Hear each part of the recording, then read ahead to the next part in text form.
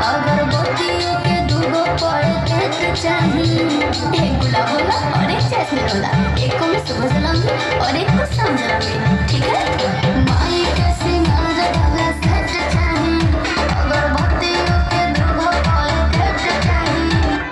ले लीजिए 10 रुपए और बाकी खाते में लिख दीजिए। अरे मैडम, तू जितना सामान कहबू हम उतना सामान दे, ओकरा खातिर हम भागल ना हई। लेकिन जदि उधारी के बात कइलू तब बुझ लिह हम संतोष पागल नहीं। देत बारू हतनिया मांगा तारू हतना, हतने पैसा में सामान लेबो कतना, हतने पैसा में सामान लेबो कतना। जाने हुआ कि हम ग्रेडे पर नहीं।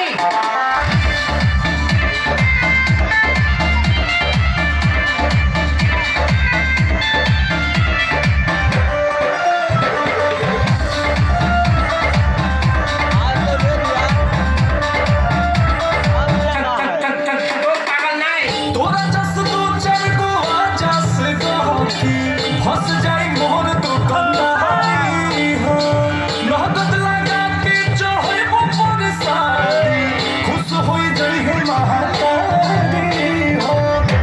के मनवा से होता हो, रोटिला लेट होता हो। जल्दी जल्दी सामान झोरा में डालो। अरे मैडम, तू झोरा में डलवावा चाहे बोरा में डलवावा, ओकरा खातिर हम भागल ना हई। लेकिन जदि उधारी सुधारी के बात कइलू तब बुझ लिह हम संतोष पागल नहीं। देत बारू हतनिया मांगा तारू हतना, हतने पैसा में सामान लेबो कतना, हतने पैसा में सामान लेबो कतना। और ना एक फट की एक भाषा ना बोलबा कोनो विषय में।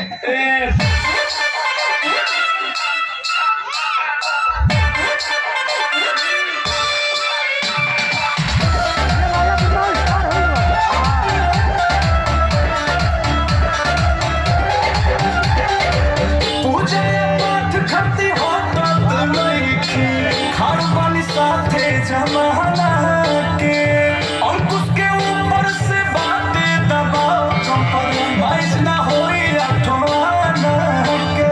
मरना एक फट में लगा लो।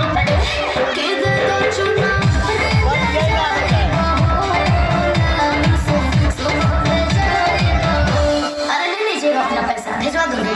अरे मैडम, तू चुनरी ओढ़ के सुनरी बन मुनरी बन, ओकरा खातिर हम भागल ना हई।